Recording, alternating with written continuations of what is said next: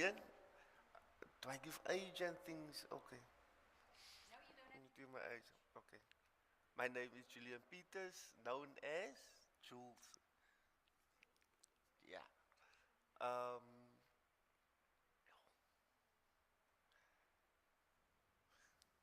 don't- I like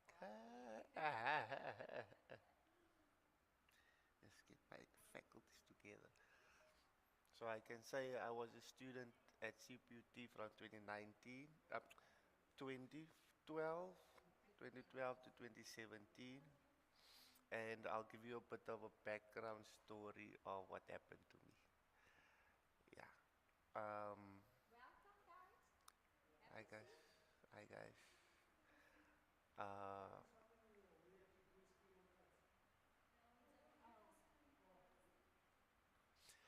yes. Uh, at the age of 16, 17. Okay. So, Delisa, how do I go into my disability? Do I first give them background?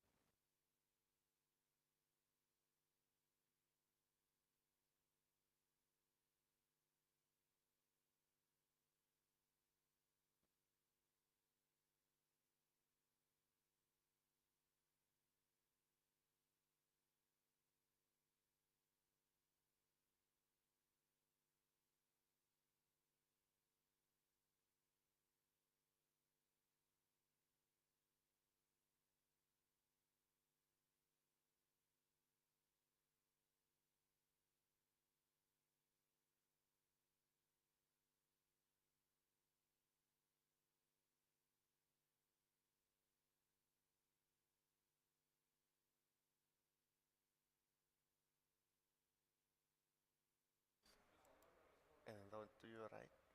Here we go.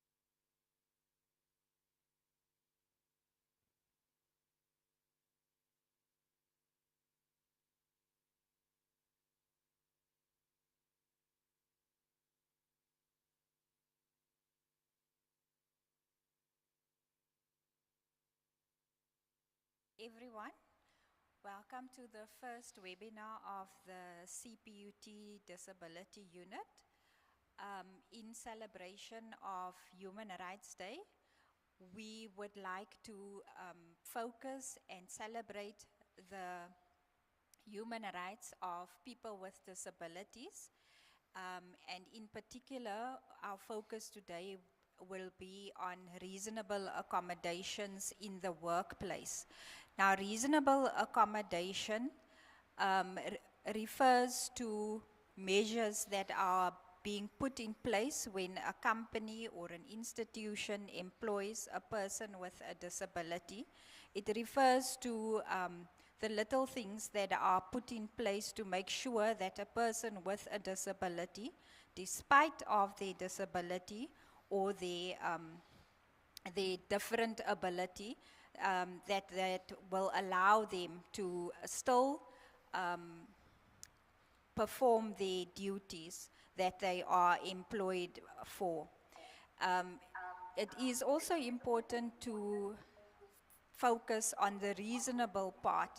That refers to that whatever the person with a disability is asking of a company or an institution, it has to be within reason, meaning that it shouldn't be something that will bankrupt a company. It has to be within reason, and it has to be so that the person with a disability can, as I said earlier, do their job to the best of their ability.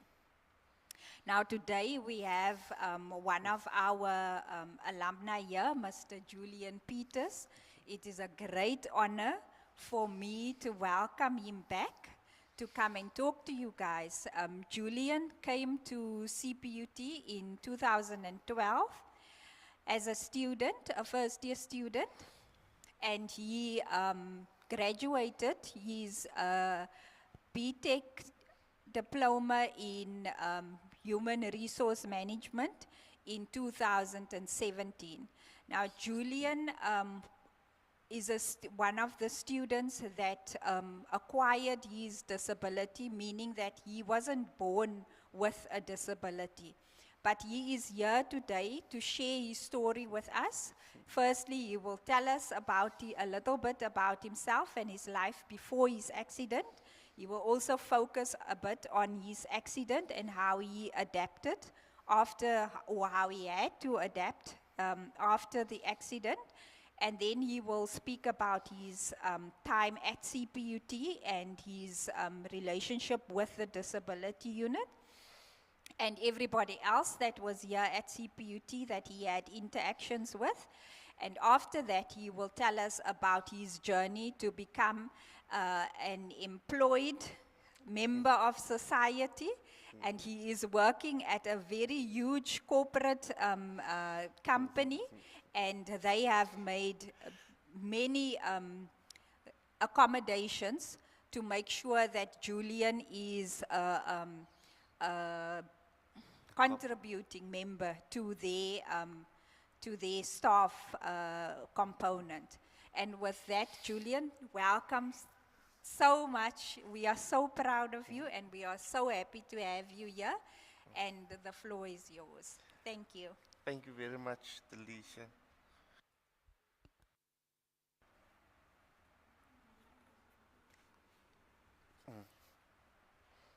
Here we go. Click. Yes, click once. Here we go. Good morning. Thank you, Delisha. Thank you. It is an honor and a privilege to be here, back at CPUT after many years. Good morning, everyone. I am Julian Peters, and known as Jules. And I will give you a bit of background of my journey. Will you just mute here?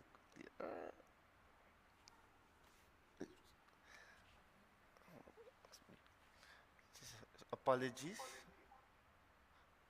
Yes, there we go. Yeah, sorry there for that. So I'll give you a story of my journey from the beginning until this far. Firstly, as Delisha told you that I wasn't born disabled. So before my disability, I am still a sports fanatic. I love playing cricket. And for many people, I would like them to know as well, I'm a Liverpool supporter. Uh, and before the wheelchair, I was active in society as much as possible. Went to friends' gatherings, went out with friends, lived a full life, um, and very mischief as well. Uh, oh, sorry. Yes, very mischief as well. And with my being mischief, I had a very short temper, and which could have led to many things, but the wheelchair helped me with that. Let me tell you how I got disabled. At the age of 16, 17, I dove into a swimming pool on my confirmation camp that um, rendered me paralyzed from my neck down as a quadriplegic. And for those who don't know what is a quadriplegic, I don't have the ability of all for my limbs, my legs, nor my hands. So I need 24-hour assistance to do many things. Yes. After I ended up in the wheelchair, I did 3 months of rehab at UCT Private Academy at Grooterskia, where they taught me to, or rehabilitated me into the wheelchair and how the lifestyle would be. And at that time, I realized how society is already towards people with disabilities. At the first instance, I met a lady in rehab in my first month where she even suggested or told me, you don't have to worry, don't have to go back to school. So the government would look after you. You'll get a disability grant and you don't have to worry about education and so forth. But back then, my father told me, you can't just depend on cricket because I thought I was a fairly good cricket player back then and believed that I would play for South Africa cricket one day. So I don't know. Yes, unmuted. Sorry, it's muting here by me every time. So will you please excuse me? Yes, my dad would always tell me, Julian, you will have to get the education, even though you know you can play proper cricket. With that, ending up in the wheelchair, with this ma'am telling me that you don't have to worry, you don't have to finish school, society and government would look after you didn't sit right and feel right with me back then. And I asked, can I go back to school because I was grade 11 at the time, and it was going to be a mission for me to get back to school. I insisted that I wanted to go back to my school that I ended up in the wheelchair with. Unfortunately, the school was double buildings and it wasn't wheelchair accessible, and there was no accommodation for me to do anything at the school, no facilities whatsoever for a person with a disability. And then research was done by the occupational therapists of UCT, the academy where I did my rehab, and they came across a school where they could accommodate me. And I was the first quadriplegic at the school, so it was a learning curve for the school how to deal with a quadriplegic and for myself to deal with my own disability. And that was advantage for me and the school where we had to learn things together.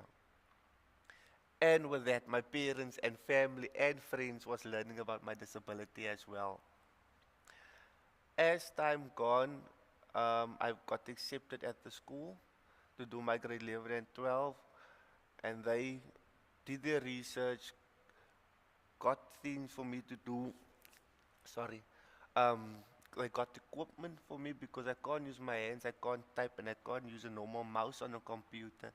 So they got a head mouse that they introduced me to, and the voice activation for computers. But I didn't prefer using it. I prefer using the stick in my mouth, which I type out all documents, even up to today, because I felt much more comfortable using that. Because I don't want to tell, delete that after I would say something wrong on the computer, or the computer didn't catch my grammar or my pronunciation. So I preferred using the typing stick. As time by, I finished my matric in 2007. And ever since, I told myself I am going to go to university. I would like to study, and back then I wanted to study accounting. I wanted to become a chartered accountant. I did qualify. I did meet the requirements to study accounting. Due to my disability and the facilities at certain institutions, they kept on postponing the accepting me at the university and giving me the excuse or the thought that the institution was not wheelchair compatible, there wasn't ramps, there isn't facilities to accommodate me, the classrooms is not accessible, it's not safe for a person in a wheelchair, for all with my type of disability, because I can't use my hands, and my doctor's report says I need 24-hour care, so I can just imagine how it could scare anyone away. You're going to sit up with a guy that needs to be cared for while you have to give class, and there's many things that comes with this. 2 years, every year my dad was persistent with me, trying to get into a tertiary education.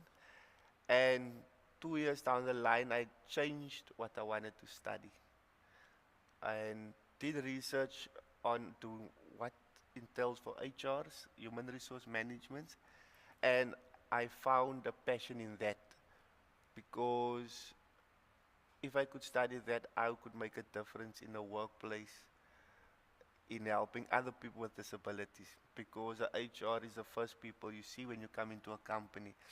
And I started applying in the field for human resource management.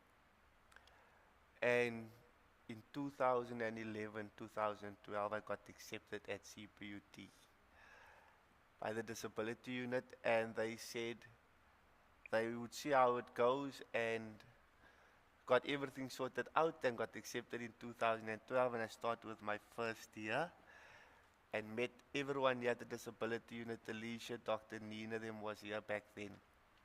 Alicia's still here, running the show. And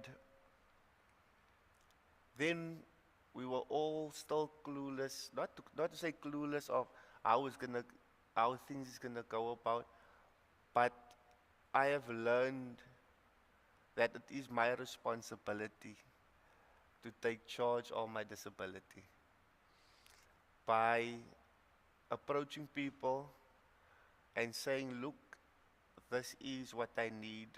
I need assistance with this, I need assistance with that. Do you mind helping me? And I've learned to take my yeses the same way I take my no's. And that is how I actually carried on doing all my things. And then my first day in a classroom, there was about 200 students, and I'm this guy in a wheelchair, and I just thought, wow, that is a bit too big for me. And then I went to the lecturer. I think it was quantitative techniques. I went to the lecturer and I told the lecturer, look, I have a laptop in my bag. I can't use my hands. I need assistance. You take up my laptop and I type with a stick. So if you don't mind assisting me, but I'm asking the lecturer. And at the moment, the lecturer told me, just turn around, you look at the class, and I'll speak on your behalf. And the lecturer called attention to the class and he asked them, guys, this is Julian Peters.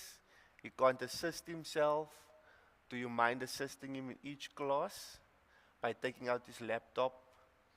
And if there's anything he needs, please assist him however you can, and he will ask you to do so. And ever since that day, I thought, okay, I'm at the proper place. Because here the lecturer says, help, or ask the students self how they can assist me. Ask them to assist me, sorry.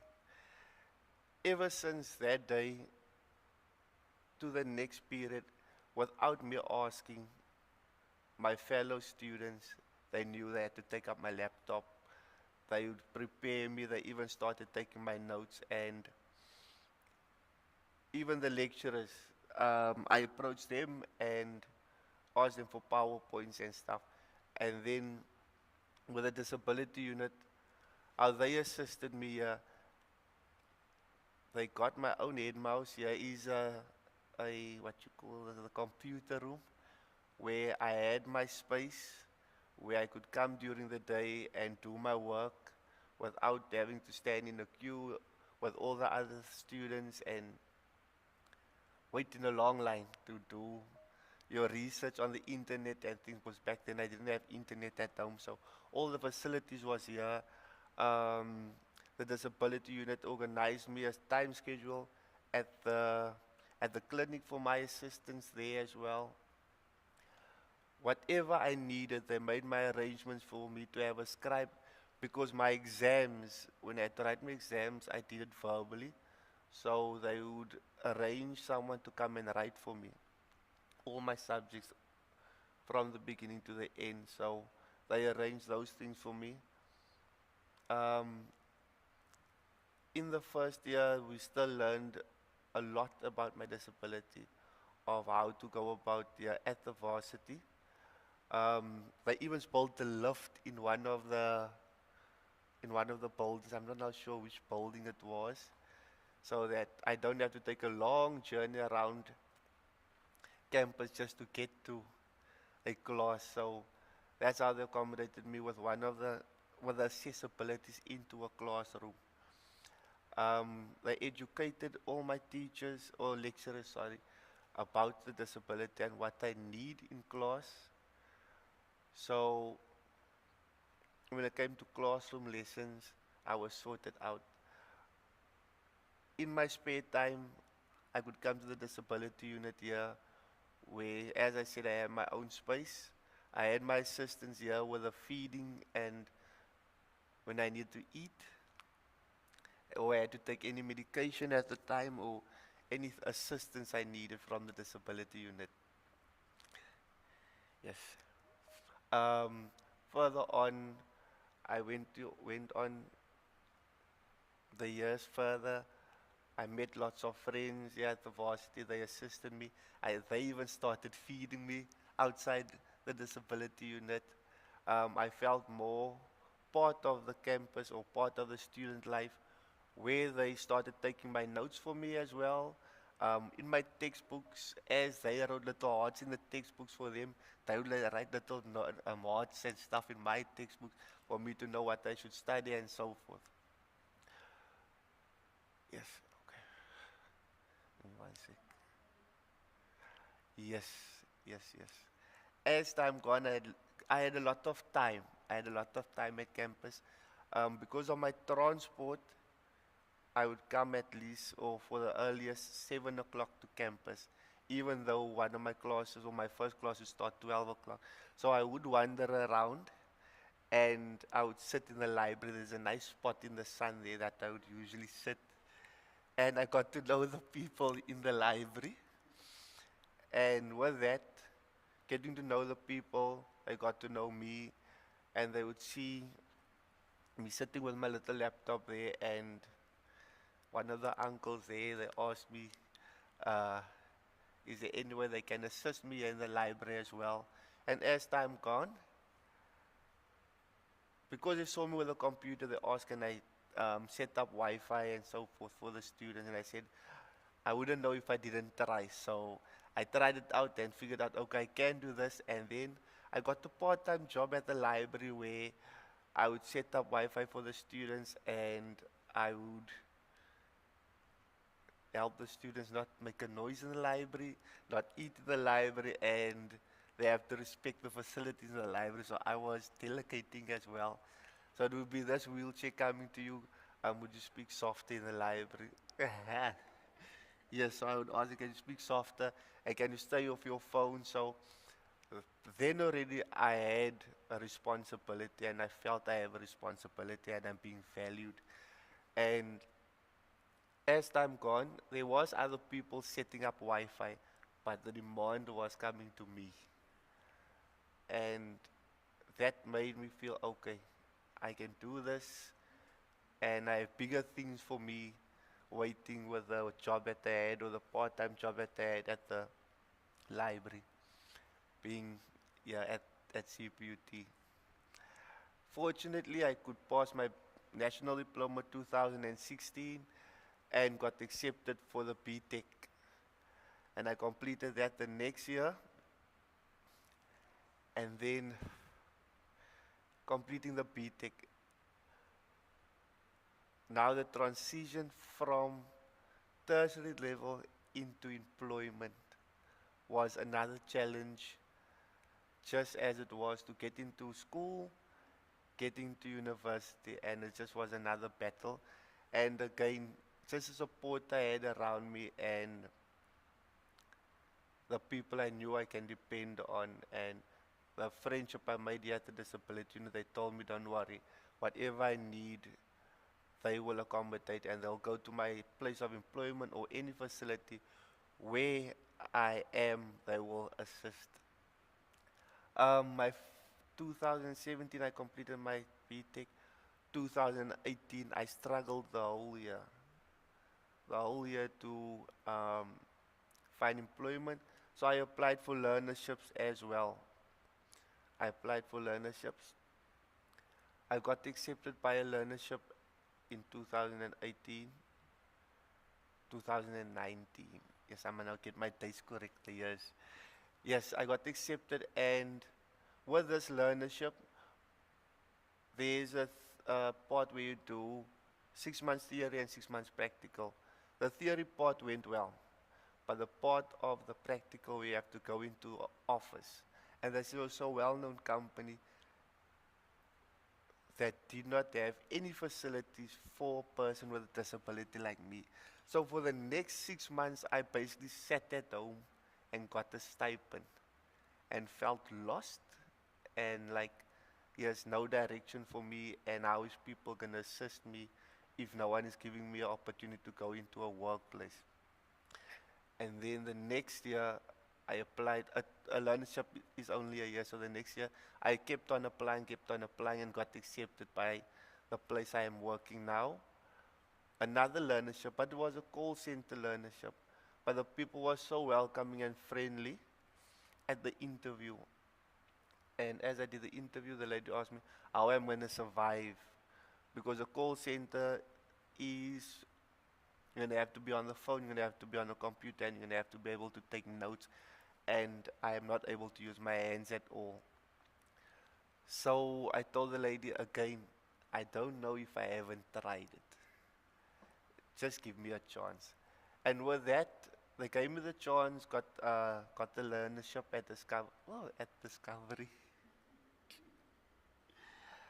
Yes, and I got the learnership there. As time went, the people that is in charge of the people with disabilities, they started seeing things that I can do in the business. Because I could type long hours and things, they found a place in the in the company where there's lots of typing required. And they asked me, could I type up some documents for this guy, type up this documents for this guy because they don't like using a computer. And I said, I don't mind, I will do that because I'm already 6 o'clock in the morning at the company, and let me try this before every morning the learnership started at 8. So 6 o'clock I would go into the department, start typing out documents, and and then after that I would go back to the learnership and carry on with my learnership. And with this, my typing up documents in this department, they realized I can actually use a computer properly, which I don't know how they could have realized how I gone through university without using a computer. And they taught me how to pivot properly, they taught me how to use some things in this department that is required, and, sorry, and mastering or learning to do that, they started creating me a position in that department itself. And at the end of the year 2020, I got the offer as an administrator in the department. Permanent position at the department, yes. Which I am currently now 2 years and few months in. And today I am in charge of a full complaints department where I decide or I have to filter things out and send it to certain people, and this must go this way, and I have the responsibility to do that. And if I'm not there, the whole department is lost. Aha. Yes, but I'm enjoying myself, and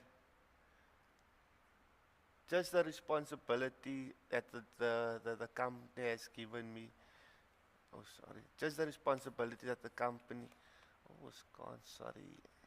Can't. Yeah. Sorry, guys, for that. I don't know why it's switching off every time. But just the responsibility that that company has put in for me. Even the CPUT disability came to the employee, to the company, and assisted them with accommodating me with things that they implemented at the campus and how they went about and how they made things much more easier for me and how they made things for me to for my role to be able so for me to be able to do my role. Yes. So at the moment, as I said, I'm now 2 years there, 2 years and some months, with a huge responsibility, being valued by the company, and yes, oh, I'm getting lost now. Yes, and with saying all of this, and as I mentioned in the beginning, that I was mischief, and I could have gone many paths that could have led to many things as an able person. Wasn't it for the wheelchair, I don't think or I don't believe that I would have finished school, um, reached university, and even be employed by a huge company that I am employed now. So I have, yes, okay, yes, questions, guys. Will you hold on, please? Here's a question for me. Okay, so Yes. on the Teams the Teams platform. Yes. Somebody asked, was it hard for you to adapt from the university life, where they helped you so much, to the real life outside campus? Oh, thank you for the question. Was it hard? Okay. Adapting wasn't a problem for me. It is the people that must adapt to me. Because I fairly adapt fairly easy to any situation that I am in. Because I understand my disability, I know what I need. So if the company can accommodate me to that. So I am very outspoken as well. So I would tell them this is what is needed, that is what is needed. And at the company as well, they had a disability day or disability week where they started having workshops and educating everyone about different types of disabilities, not just mine, because the disability is very huge, huge, huge. There's people with disabilities that you won't even know they have a disability. So they educated the whole organization about that. So with saying that fairly, I adapt fairly well as just for people to adapt to me. And I am a good teacher to that, I think so. Thank you for your question. If there's any more. No, there's only some nice positive comments. Thank you very much. Yeah. Somebody is already in love with you. They say that you have such a beautiful smile. Thank you. Thank you. Keep going and pushing. You are inspirational, and amazing personality comes through. Thank you very much.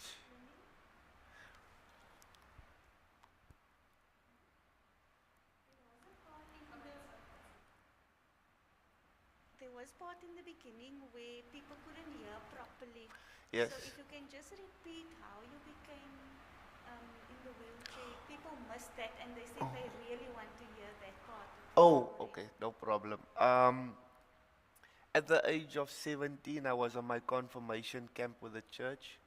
Uh, Me being a young boy, doing a lot of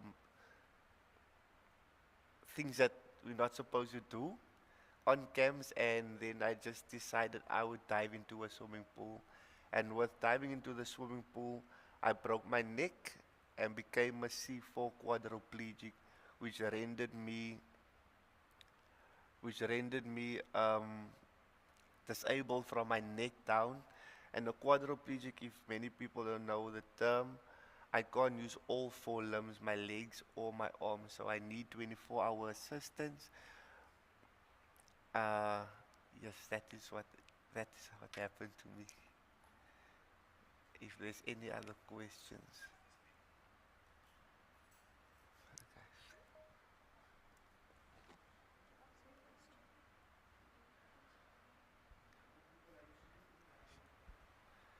Thank you. What would you say to people who are recently quadriplegic or paraplegic, who are going through a bit of a tough time? How would you not really advise them, but kind of encourage them Encourage to them. just kind of, not give up hope? Okay, thank you, Lillian. Firstly, I would encourage them to learn about the disability, to understand the disability, to know what to do research about what challenge it would be, try to expose themselves to as much as society that they can. And as soon as they know what, like for instance, in my situation, I can't use my hands, so I know I'll have to type with a stick on the keyboard. Small things like that. Find out what type of in my situation again, what type of mattress you need to lay on, what type of clothing you should wear. Small things like that. Try to understand your disability so that you can go into society and be yourself and be comfortable and accept your disability. If you can do that at first, and then you must be able to go into society, be confident about yourself. Don't second guess yourself, because you how can I explain this? Yes. Be confident. Don't second guess yourself. You're not alone that has a disability. It will be challenging, but just try to have a positive mind and do the best that you can. Do the best that you can. And there is people that is willing to assist if you just ask. Thank you. If there's any other questions, guys.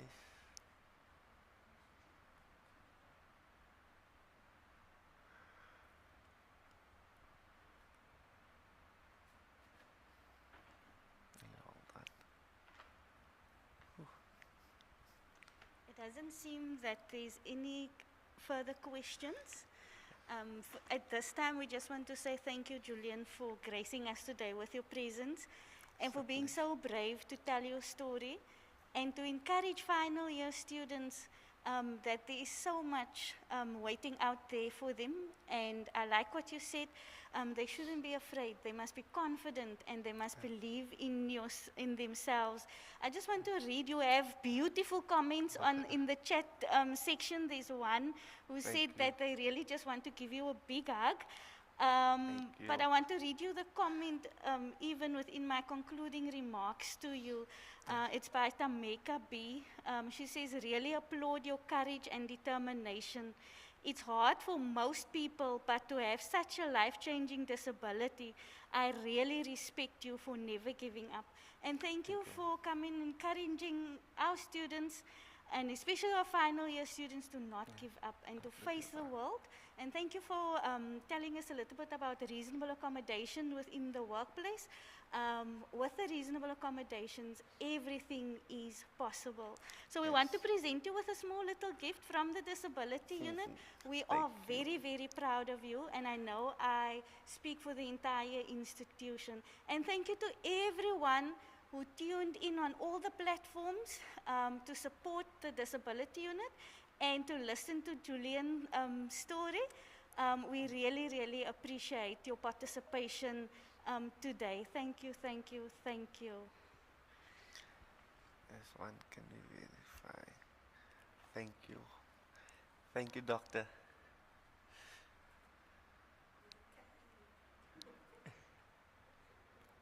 Thank you very much.